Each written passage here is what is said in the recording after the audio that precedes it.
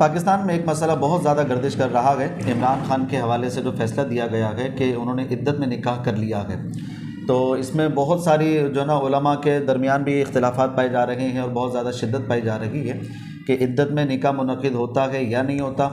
یہ عمران خان صاحب کے فیصلے میں نکاح درست ہوا یا نہیں ہوا، عدت کے دوران ہوا یا نہیں ہوا، اور کورٹ نے بھی جو ہے نا ان پر ایک فیصلہ جاری کر دیا ہے اور الزام تراشی بھی ہوئی ہے اور اس کے بعد انہوں نے جرمانہ بھی عائد کیا ہے۔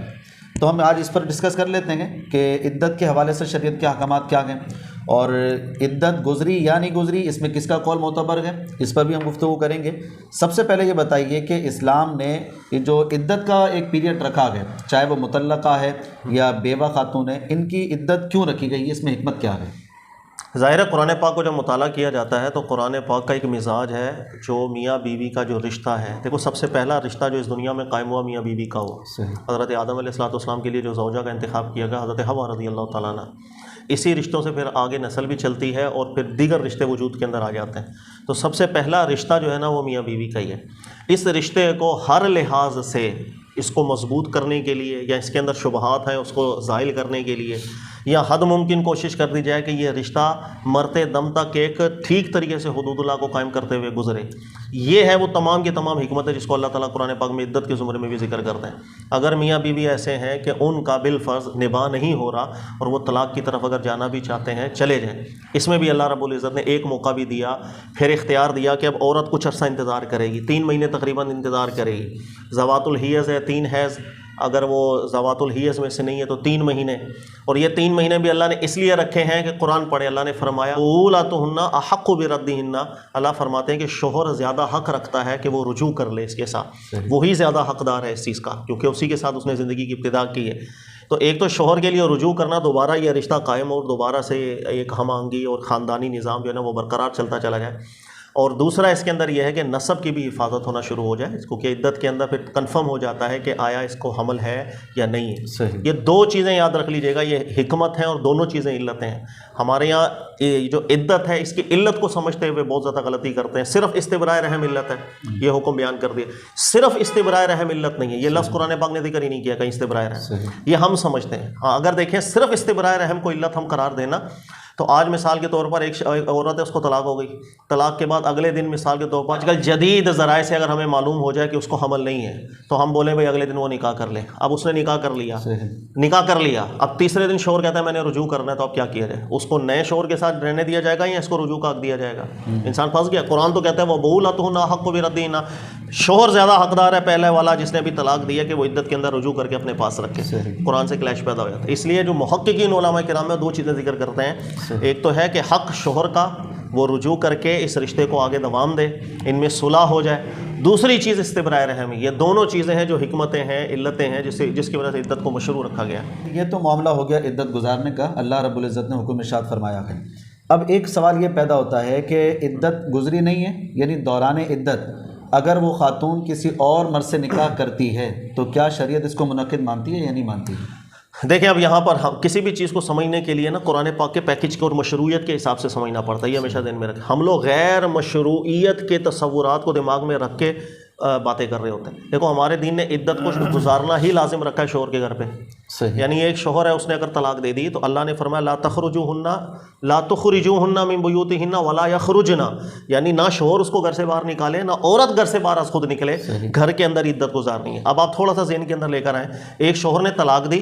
طلاق دینے کے بعد عورت 3 مہینے اس کے گھر کے اندر ہی ہے، اس نے نہ باہر جانا ہے نہ شوہر نے نکالنا ہے، تو اگلے نکاح کا سوال کہاں پیدا ہوا؟ وہ تو ابھی اس کی کسٹڈی کے اندر ہے، اس کے نان نفقے کے اندر ہے، اس کی ذمہ داری کے اندر ہے، عدت کا نان نفقہ شوہر نے دینا ہے، عدت کے خرچے اس کے اٹھانے ہیں، زوجیت من وجہ ابھی برقرار رہا کرتی ہے۔ تو جب شوہر ہی کے گھر کے اندر اسی کے کمرے کے اندر اس نے عدتیں گزارنی ہے، اگلے نکاح کا سوال ہی پیدا نہیں ہوتا۔ یہی وجہ ہے کہ اللہ نے قرآن پاک میں فرمایا لا تعزموا عقدۃ النکاح، کہ عدت کے اندر اگلے نکاح کا بھی کوئی عزم نہیں ہوگا کیونکہ یہ ابھی من وجہ اس کی زوجیت کے اندر ہے۔ پھر اللہ نے فرمایا حتی تبلغ الکتاب اجلہ، جب تک یہ عدت مکمل نہ ہو جائے، اللہ کی طرف سے واضح نہیں موجود ہے۔ اور نکاح کے باب کے اندر یاد رکھیے گا یہ جو نہیں کا صیغہ آتا ہے یہ محلیت کی نفی کر دیتا ہے کہ اس وقت تک یہ محل اب نکاح کا نہیں ہے۔ اچھا، اب اس کو یوں سمجھے جیسے اللہ نے فرمایا لا تنکحوا ما نکح آباؤکم من النساء،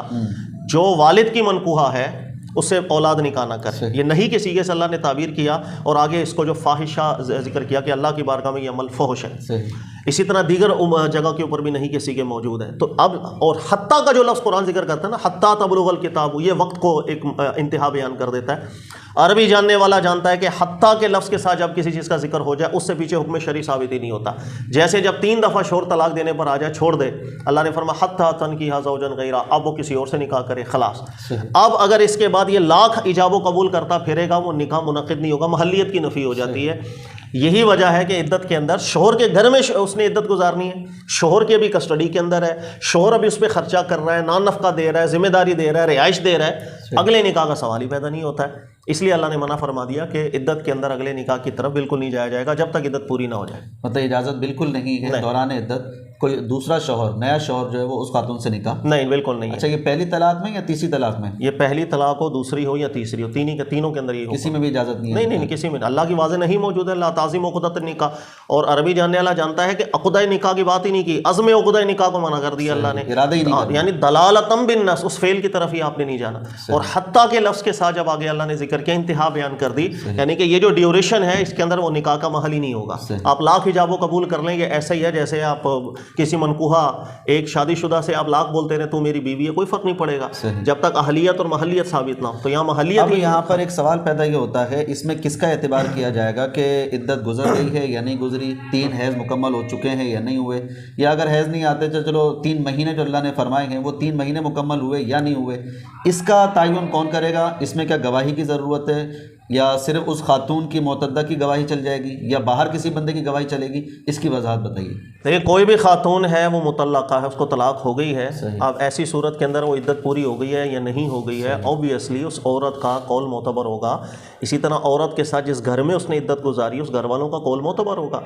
کیونکہ شوہر ہی کے گھر میں عدت گزارنی ہے نا. اب وہ 3 ذوات الحیض میں سے ہے تو 3 حیض، یا اگر 3 مہینے ہیں تو وہ شوہر کے گھر چکے گزارنی ہے، وہ شوہر ہے وہ بیوی ہے، یہ لوگ اس معاملے کے اوپر زیادہ گواہ ہوتے ہیں. اور اگر بالفرض صورتحال ایسی ہے کہ جیسے شوہر ہے اس نے طلاق دے کے عورت کو گھر سے باہر نکال دیا اور عورت نے کہیں اور جا کر عدت گزاری ہے، شوہر اب عدت پہ گواہ نہیں ہے، تو صرف خاتون کا قول معتبر ہوتا ہے کہ خاتون بولے میری عدت پوری ہو گئی ہے بس. اب وہ اللہ تعالیٰ نے عدت ایسی چیز کے ساتھ مقید کی ہے قرآن میں، حیض کے ساتھ، وہ ایک پرسنل معاملہ ہو جاتا ہے عورت کا. اس لیے قرآن پاک کے لفظوں پہ غور کریں. اللہ نے جب عدت کی بات کی فرمایا یتربصن بانفسہن ثلاثۃ قروء، عورتیں از خود اپنے آپ کو روک کے رکھیں ان 3 قروء. تو یہ عورت کی طرف نسبت اللہ نے کیوں کی ہے؟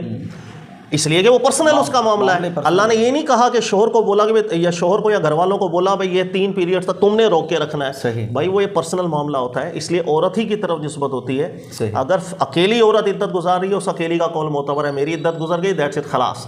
دوسری بات یہ کہ اگر شوہر کے گھر میں وہ عدت گزار رہی ہے اور شوہر کی موجودگی ہے ابھی، تو شوہر ہے اور بیوی یہ دونوں گواہ ہوں گے صورت کے اندر. اچھا، اب ہم پارٹیکولر اس مسئلے میں آ جاتے ہیں جو ہمارے پاکستان میں عمران خان صاحب کے حوالے سے دیا گیا. ان کا نکاح جو آخری خاتون سے ہوا تھا، بشرا بی بی سے، تو اس پر بہت زیادہ کیس چلا اور مطلب سکم بہت کیسز میں، وہ تو ایک الگ وکلا کا معاملہ ہے، ہم اس پہ علمی اعتبار سے بات کر لیتے ہیں، دینی اعتبار سے. تو اس پر یہ کیس چلا کہ جناب انہوں نے دوران عدت نکاح کیا تھا. اب اس میں کچھ باہر سے بھی گواہ لے لیے کہ بھئی عدت نہیں گزری تھی، یعنی جو گواہ بنے تھے نا شادی میں ان کو ہی شامل کیا گیا اس کے اندر. تو انہوں نے کہا جناب دوران عدت نکاح ہوا تھا. یعنی خود خاتون نہیں بتا رہی یہ بات کہ میری عدت گزری یا نہیں گزری، بلکہ جو اطراف کے افراد ہیں جن کا تعلق ہی نہیں اس خاتون سے، شاید وہ خاتون نے بات بھی نہ کی ہو کبھی ان سے، تو وہ خاتون، وہ مرد باہر کے وہ بتا رہے ہیں جناب دوران عدت نکاح ہوا ہے، جس میں وہ قاضی صاحب بھی ہیں جن کا وہ مفتی سعید نام لیا جا رہا ہے، اور اسی طریقے سے اور بھی دیگر افراد ہیں وہ بیٹھ کر یہی باتیں کر رہے ہیں کہ جناب وہ دوران عدت نکاح ہوا تھا. اس پر ذرا وضاحت، بڑی وضاحت کے ساتھ یہ فرمائیں کہ کیا یہ باہر کے بندوں کا کہنا کہ جناب دوران عدت نکاح ہوا تھا، عدت نہیں گزری تھی، یہ نکاح حرام ہے، زنا چل رہا ہے، تو کیا ان کا یہ کہنا درست ہے؟ یہ کہنا کہ جناب یہ دوران عدت نکاح ہوا ہے ان گواہوں کی وجہ سے، یہ کیا درست ہے یا غلط؟ دیکھیں، اللہ تعالیٰ حقیقت حال سے زیادہ جاننے والا ہے، لیکن ہمارے سامنے جو بظاہر یہ معاملہ آیا یکسر قرآن سنت کے بالکل خلاف آیا. اس کے اندر کوئی ہمیں آر محسوس نہیں کرنی چاہیے، غلط کو غلط کہہ دینا چاہیے. اس کی وجہ سمپل سی ہے کہ اگر تو شوہر گواہی کے لیے کھڑا ہو جاتا نا آج کے یہ نکاح عدت کے، اس شوہر کی گواہی بھی مردود تھی، اس کے منہ کے اوپر مار دی جاتی. اچھا، اس کی وجہ ہے، 2 وجہ ہوتی ہیں. دیکھو، ایک وجہ ہے کہ ایک وقوع میرے سامنے ہوا ہے اور میں طاقت بھی رکھتا ہوں بتانے کے لیے کہ یہ غلط ہو رہا ہے، لیکن میں بہت عرصہ خاموش رہا ہوں اور اس غلط کام پہ رضامندی کا اظہار کرتا چلا جاؤں. پھر 10 سال بعد جا کر میرے کو ہوش آیا اور 4 سال بعد ہوش آیا اور میں بولوں ارے نہیں وہ تو کام غلط ہوا تھا، تو ایسے میں مجرم ہو جاؤں گا، ڈائریکٹلی مجھ پر سزا جاری ہو جائے گی کہ بھائی یہ گواہی، اس کو کہتے ہیں نا کہ ایک امداد ہو جائے، ایک وقت بہت لمبا گزر جائے، بعد میں جا کے شاد.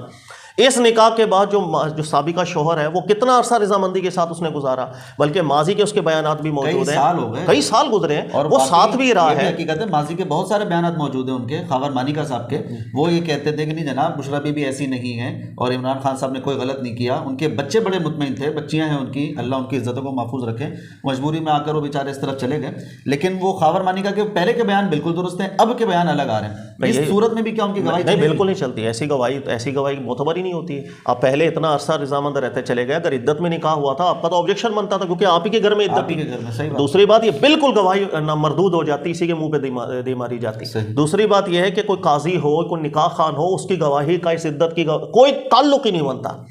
جب زوجہ کہہ رہی ہے، خاتون کہہ رہی ہے میں نے عدت گزاری ہے، میری عدت پوری ہوئی ہے، اس کے گھر میں پوری ہوئی ہے، اور شروع کا جتنے بھی سال گزرے ہیں اس پر شوہر کی رضامندی اور خاموشی نہیں بلکہ الفاظ کے ساتھ اس کی رضامندی، وہ اس بات پر دلالت کرتا ہے کہ اس کے بعد یہ کیس سننا بھی نہیں چاہیے تھا، اس لیے کہ کسی کی عزت کی بات ہے، پرسنل معاملہ ہے۔ اتنے سالوں بعد پھر کیس کو دوبارہ سے اٹھا دینا اور اس پر یہ فیصلہ کر دینا، یہ ہمارے دین کے مطابق فیصلہ نہیں ہوا۔ یہ تو ٹھیک ہے، یہ شرعی اعتبار سے فیصلہ نہیں ہوا، لیکن ہمارا ملک پاکستان تو اسلامی جمہوریہ پاکستان کے نام سے موسوم کیا جاتا ہے،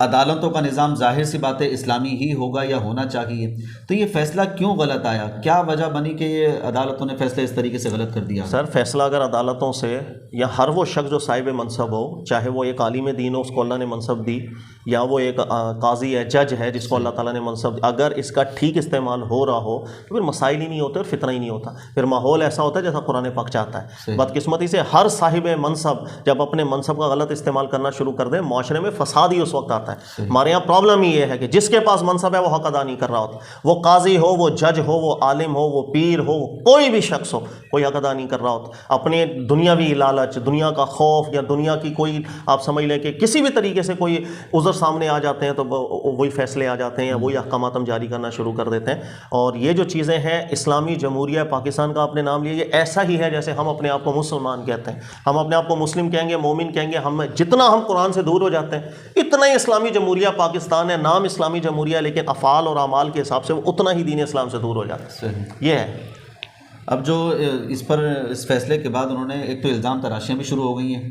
ان کے حوالے سے آپ بتائیں کہ الزام تراشی کرنے والوں کو کیا کرنا چاہیے، اور دوسرا کہ بطور سزا انہوں نے ان پر جو ہے نا وہ مالی جرمانہ بھی رکھ دیا ہے، تو یہ مالی جرمانہ بھی ہماری شریعت میں کیا یہ نکاح کے معاملے میں؟ بالکل غلط ہے، یہ جو سزا دے دی گئی اس میں غلط 6-7 سال کی یا مالی جرمانہ، بالکل یہ سزا بھی ہمارے دین میں ایسے نہیں ہے۔ صرف یہ ہے کہ اگر کہیں غلطی سے عدت میں نکاح ہو بھی جائے، اگر ایسا کوئی وقوع ہو بھی جائے تو اس کے اندر ٹھیک طریقہ کار یہ ہے کہ عدت کے بعد اعادہ نکاح کروا دیا جاتا ہے، بس اس کے اوپر کوئی ایسے احکامات دیکھو وہاں پر سزا جاری ہوتی ہے کہ جہاں پر ایک بندہ بولے میں نہیں قرآن کے حکم کو مان رہا، عدت میں ہے تو کیا ہو گیا، تو ایسا ہے تو ویسا ہے تو ہم لوگ چلو ٹھیک ہے بس کر رہے ہیں، تو وہاں پر چونکہ استخفاف ثابت ہو رہا ہوتا ہے نا، تو وہاں پر پھر تھوڑا زجر کیا جاتا ہے۔ جہاں پر ایک بندہ ایسا ہے یا خاتون ایسی ہے جو ایک دینی حساب سے متعلق ہے، منصوب ہے کہ بھئی وہ دینی گھرانہ ہے، وہاں پر بالکل ایسی سزاؤں کا تصور نہیں ہوتا، وہاں پر اگر ثابت بھی ہو جائے بالفرض تو اس کا تجدید نکاح کروا دیا جاتا ہے، دیٹس اٹ، اس کے علاوہ تو کچھ بھی نہیں ہے۔ تو یہ سزائیں مقرر کرنا یہ بالکل ایک مذاق ہو رہا ہے، اور اہل علم جتنے بھی ان سے بھی گزارش ہے کہ وہ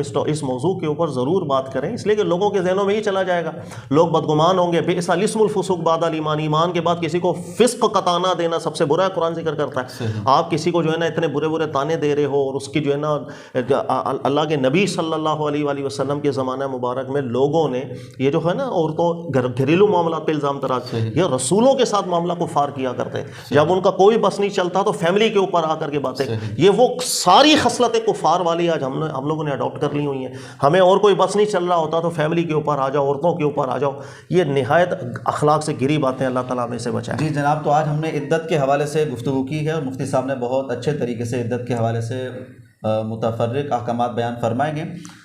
میری ان لوگوں سے گزارش ہے کہ جو اس چکر میں آ کر شریعت کی حدود کو پامال کر دیتے ہیں، آپ کا سیاسی معاملہ ہے، کسی سے دینی معاملہ ہے، اختلاف ہے، وہ اپنی جگہ پر رہے تو رہے، اس کا آپ کا اپنا ایشو ہے وہ،